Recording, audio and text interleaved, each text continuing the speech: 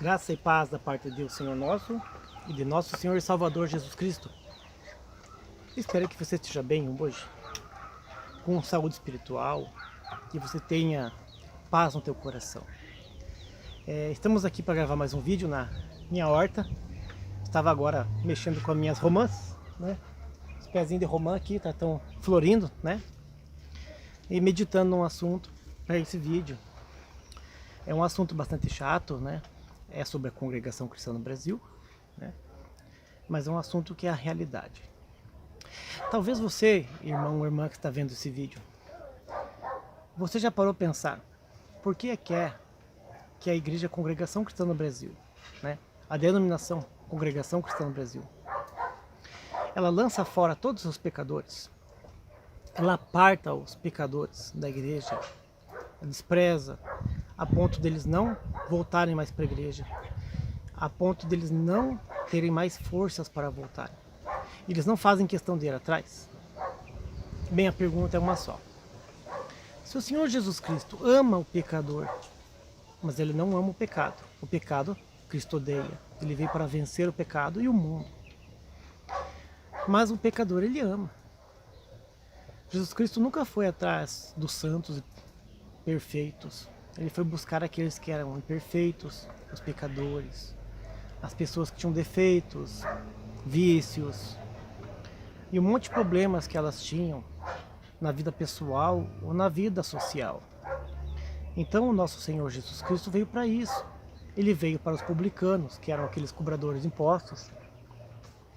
Ele veio para as prostitutas, para os ladrões, para os mendigos, para os mentirosos, para os promíscuos. Então ele veio para esse povo. E ele os perdoou, e os transformou, e disse para eles não pecarem mais. Ele disse para perdoar 70 vezes 7. Porque é então que a denominação, a Congregação Cristã no Brasil, em seu corpo ministerial e também na sua irmandade. Porque a pessoa, antes de ser do ministério, ela é da irmandade. E antes da pessoa entrar no ministério, ela faz parte da igreja, do corpo da igreja. Então, ninguém que faz parte do ministério é de fora.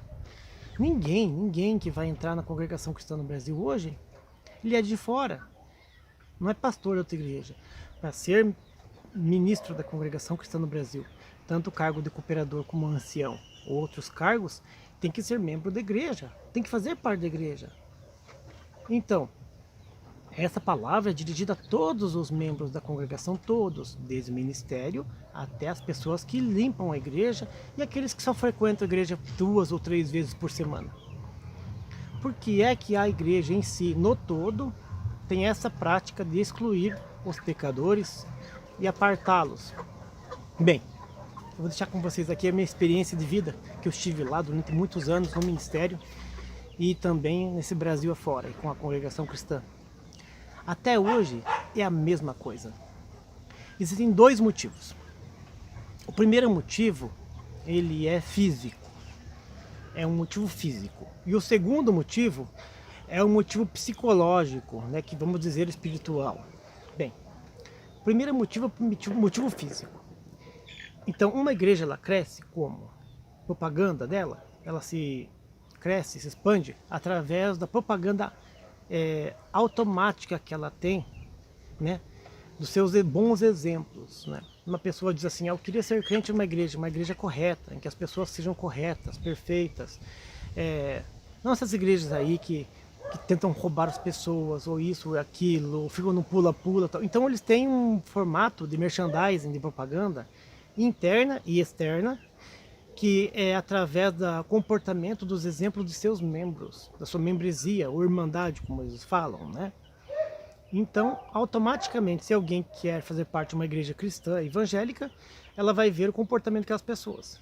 Então, para a congregação cristã no Brasil, não é viável que uma pessoa esteja lá e a pessoa ainda esteja fumando, ou esteja bebendo, ou esteja separada do marido, ou apartado da sua esposa, ou tenha, por exemplo, filhos que não estão de acordo com a doutrina da igreja, ou com tatuagem. cabelos compridos, barba por fazer, cabelos aparados, mulheres, né? Piercing e esses adereços do corpo. Então eles fazem um padrão de pessoas, a igreja escolhe um padrão de pessoas, né? E mantém aquele padrão. E tudo que foge daquele padrão, ele é pernicioso para o crescimento da denominação, que eles chamam de obra de Deus, né? A obra de Deus é a salvação daquele que precisa, do pecador. O hospital é para o doente, não é para o quitação. Então, você crendo ou não que essas coisas vão atrapalhar espiritualmente a tua vida, se isso é particular seu, você crendo ou não, as escrituras dizem que aquilo que não é de fé é pecado. E a nossa fé é amarmos uns aos outros. O Senhor Jesus Cristo nunca chegou na mulher samaritana e falou quando ela estava com aquela situação que ela ofereceu água ali para ele, que ele pediu água. Nunca falou assim, olha, eu vou te amar se você casar com um homem só ali agora e resolver tua vida, né? Não, só vou te amar se você tiver casadinha certinha, porque você teve tantos maridos, eu não vou te amar mais. Ele não chegou na prostituta e falou assim, não, eu vou te amar e vou te perdoar só se você for casado com um homem só. Você for, teve uma vida íntima, reta com Deus, você foi sem mácula. Não chegou no publicano, não chegou em Zaqueu, não chegou em Levi, Mateus, cobrador de imposto, e falou assim, não, vou te amar porque você foi perfeitinho, você nunca cobrou nada, juros, nada.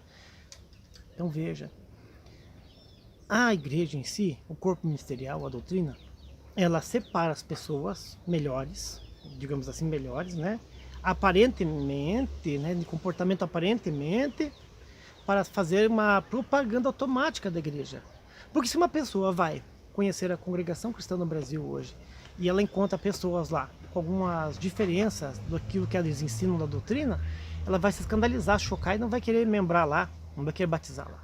Então, veja, esse é o primeiro motivo, que é o motivo físico da congregação cristã no Brasil, e excluir aquelas pessoas que estão um pouco diferenciadas do objetivo da igreja.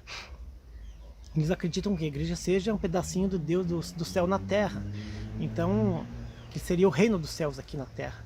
Então eles acreditam que tem que ser perfeito, tudo perfeitinho, né? Bem, a segunda coisa que a gente fala é por que a congregação cristã no Brasil ela rejeita e acaba colocando para fora, né, de seus domínios, né, as pessoas que têm uma diferença. Bem, é por causa da infalibilidade papal. Bem, o que tem a ver isso com a congregação cristã? Existe um dogma católico chamado infalibilidade papal. Quer dizer, infalibilidade quer dizer que não é falho, que não erra, que não mente, que não volta atrás, que não erra. E esse dogma é um dogma católico. A Igreja Católica tinha esse dogma, ela criou esse dogma, que o Papa não erra, que o líder da igreja não erra, porque ele é o representante de Cristo. Então, se o Papa não erra, o bispo não erra, o cardeal não erra e o padre não erra. É um dogma chamado infalibilidade papal. Para quando ele contar alguma coisa errada, ou ele pregar alguma coisa errada, ou o Papa escrever uma lei errada, ou fizer um discurso errado, ele torne-se esse discurso aceitável porque foi da boca de Deus. E esse tipo de doutrina, o dogma, ele existe na congregação cristã, ela copiou esse dogma da Igreja Católica. Então, os anciães e cooperadores, eles são representantes de Deus na terra, na cabeça deles. Eles falam pela boca deles o Espírito Santo que comunica. Então, se é o Espírito Santo não erra, não mente e não volta atrás. Então, o que acontece? Eles têm essas doutrinas falhas deles, são muitas. E quando alguém descobre alguma coisa errada, ou está numa vida errada, e vai macular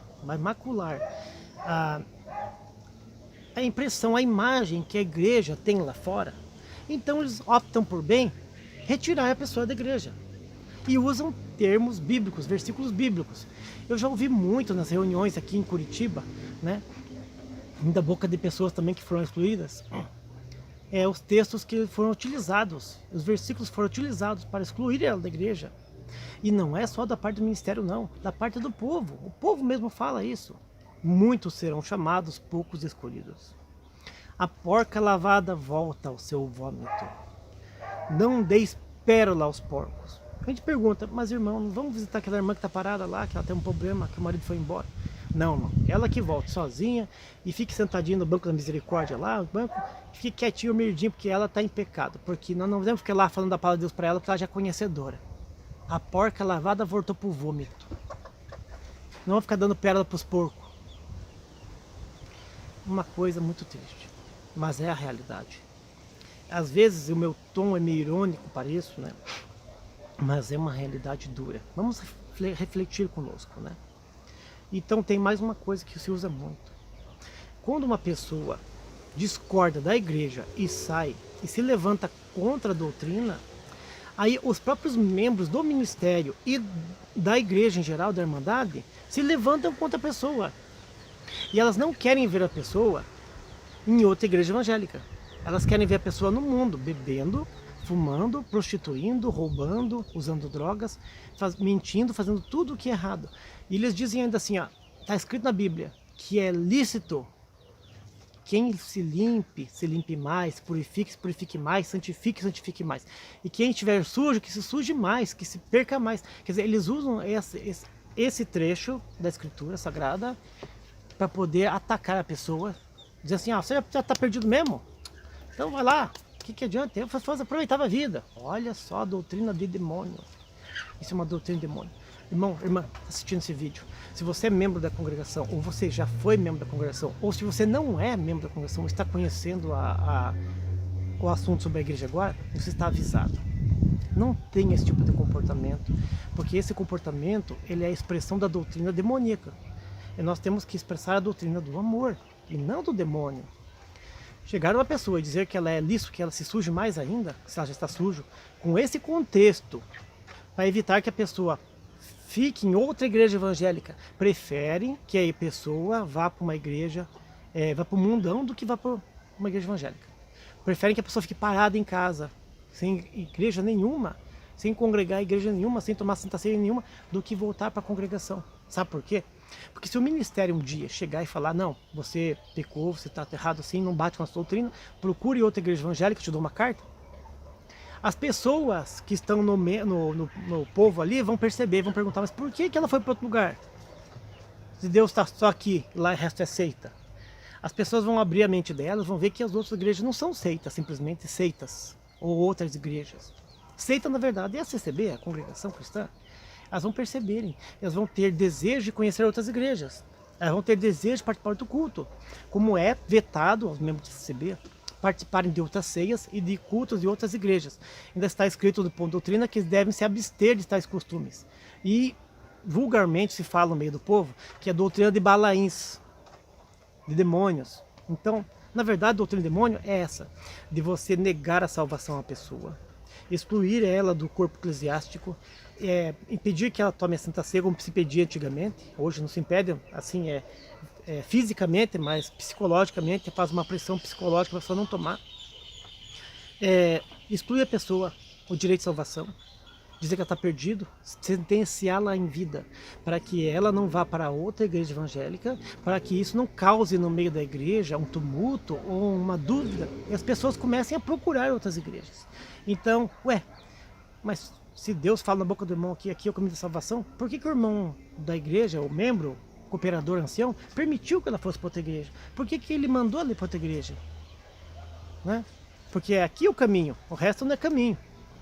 Então esse tipo de comportamento é uma doutrina demoníaca, é uma forma de proteger a instituição, dizendo que só ali que é perfeito, veladamente, e dizer que lá fora é tudo perdido. É um seitarismo, um exclusivismo que chama-se orgulho cristão. E é um pecado gravíssimo, porque ele é um pecado de blasfêmia contra a santidade do Senhor, porque o Espírito Santo está em todos os lugares. Em todos os lugares. Ele não se manifesta em todos os lugares porque não há necessidade de manifestar, mas o Espírito de Deus, o Espírito Santo de Deus se manifesta, está em todos os lugares, toda parte. Né? Ele está na terra, não há nada que possa segurar o Espírito Santo. Se a gente pode fazer uma barreira de vidro aqui para segurar pelo menos o oxigênio e o ar, o Espírito Santo não consegue segurar. Ele atravessa tudo, ele é o poder imensurável do Criador. Então, essa doutrina de você excluir pessoas, os pecadores da igreja, ela tem duas finalidades. A finalidade de crescimento da igreja, proteger o crescimento da igreja, e o segundo, de não desmentir o ancião e não desfazer essa farsa, essa mentira, que é o dogma, né? Que é a corrente de pensamento de que a congregação cristã no Brasil é o único caminho, que o ancião é usado por Deus, somente por Deus, que o Espírito Santo fala tudo na boca dele. Porque está escrito na Bíblia, né, que uma árvore se conhece pelo fruto e que uma fonte não dá água de dois sabores. Então é uma forma de manipular o povo e segurar o povo ali. Então qual a finalidade desse vídeo hoje aqui? Não é denegrir a imagem de ninguém. Esse vídeo não é só para o ministério da congregação cristã, é para todos os membros da congregação cristã no Brasil. Todos, sem exceção. Tanto os que estão na igreja, quanto os que estão parados, quanto os que não são batizados ou membrados ainda, mas são filhos de crente. Vamos acabar com essa doutrina de demônio? É pesado a palavra, doutrina de demônio? Sim, é uma palavra pesada. Essa doutrina demoníaca, diabólica, anticristo, o inimigo do Cristo, inimigo das coisas cristãs e santas. Vamos amar mais, vamos conversar mais. Se você tem lá na tua região, teu vizinho, que ele é parado numa igreja da congregação cristã no Brasil, vá na casa dele, frequente lá. Ô, meu irmão, tudo bem? Tudo bem? Paz de Deus, ou paz do Senhor, não importa como você vai abordar ele, né? Conversa com ele, fala assim, você precisa de alguma coisa? Você está bem? Você está feliz? Você quer alguma coisa? O que eu posso fazer para você? O que vamos fazer? Vamos lá em casa tomar um café? Ô, irmão, vai jantar lá em casa. Ame o irmão, ame a irmã, abrace, pegue, aperte, assim, aperte como se fosse a pessoa estivesse caindo de um prédio, você tem que segurar a pessoa, aperte. Demonstra o amor de Cristo. A Bíblia diz que você tem que amar o próximo como a ti mesmo. Como é que a gente vai amar a Deus que a gente não vê? A gente não vê o oxigênio, não vê o ar, mas a gente sabe que ele existe pelo movimento dele, né? Quando ele passa com o calor, ele esquenta nosso corpo. Quando ele está frio, o clima está frio, a movimentação do ar, o movimento do vento, ele bate na gente, arrepia a gente sente na pele, na carnalidade da gente, a gente já sente. Então assim é o Espírito de Deus. Como é que a gente vai dizer que ama Deus? A gente não ama o próximo, que a gente está do lado da casa da gente aqui. Às vezes mora do teu lado, uma irmã aí. Do lado da tua casa tem um irmãozinho parado, que era músico. Tem uma irmãzinha parada, às vezes era organista ou não, às vezes era da piedade. Às vezes era uma irmãzinha que ajudava a limpar a igreja. Às vezes não tinha cargo nenhum na igreja, mas estava lá, ela cantava, pegava o inário e cantava, e com aquela vigor, aquela virtude. E quantas vezes você sentiu virtude no teu coração de escutar aquela irmã, aquele irmão cantando aquele hino? E agora você vai desprezar ele, poder defender uma placa religiosa. Vamos nos amar mais. Vamos conversar mais. Amar não é só chegar em casa, dobrar o teu joelhinho 3 da manhã lá, como a igreja ensina. Porque isso que está na Bíblia, 3 da manhã orar. Não tem na Bíblia orar 3 da manhã. Você pode procurar na Bíblia orar 3 horas da manhã, que Jesus mandou orar 3 da manhã. Não tem. Não adianta você orar de manhã no lugar. Vai lá de madrugada para a irmã que está parada. Se você não vai lá visitar ele. Se você passa na rua, você cruza do outro lado. Aquele irmãozinho passa de shorts lá. Você cruza do outro lado da rua. Aquela irmã passa do outro lado da rua com um namorado que não é da mesma igreja que ela. Ah, já passa, você passa do outro lado, já fica aumentando, olha, ó. Filha de crente, coitado do irmão lá da irmã, filha deles lá, namorando estranha fé. Vamos amar mais, refrear nossa língua. E é assim que o Senhor quer na nossa vida, que a gente dê fruto de bom sabor. Essa romã que eu plantei aqui, ela está com 3 anos que eu plantei. Ela já tem 1,5 metro, está na lata aqui. Ela deu algumas flores. A primeira vez que ela deu flor, eu não cuidei dela, deixei no tempo sozinha. E o sol pegou ela e judiou bastante dela. Amarelou as suas folhas, caiu as flores caiu tudo, não deu nenhum fruto. E ela estava quase morrendo mesmo. Então eu trouxe ela para baixo dessa laranjeira aqui, comecei a colocar ela no sol. Coloquei ali nela um produtinho ali que eu fiz, uma base de erva mata de chimarrão com pó de café, casquinha de ovo, um adubozinho básico. Molhando ela de vez em quando, tirando as folhinhas velhas dela ali, limpando, cuidando. Amarrei ela, olha só, eu amarrei ela com um palanquinho de madeira. Tá vendo? Aqui um palanquinho de madeira, ó, um pauzinho. Amarrei, coloquei uns araminhos para prender ela, para que dessa forma, quando ela cresça quando ela cresça, ela acompanhe aquele formato reto. Ela não venha tombar nem para a direita, nem para a esquerda, para que o vento não balance ela, não arrebente. Então, daqui a um tempo, ela vai estar pronta para plantar no chão e dar muito fruto. Já tem flor, já deu fruto ano passado. Então, essas pessoas que estão ao nosso lado e têm esses problemas espirituais, essas crises existenciais, essas depressões, essas inseguranças, essas tristezas, seja por ela, por motivos espirituais, mentais, ou qualquer outro motivo psicológico que cause uma depressão, uma tristeza, e afaste ela. Se ela ficar sozinha, ela vai ser igual essa planta que ficou parada lá, que estava à beira da morte. Mas em tempo, eu escorei ela. Escore você também uma pessoa que está ao teu lado. Não precisa ser muitas não, uma só. Escore ela ali, encoste nela, grude nela, ali. Põe um adubinho, joga uma aguinha de vez em quando ali, né?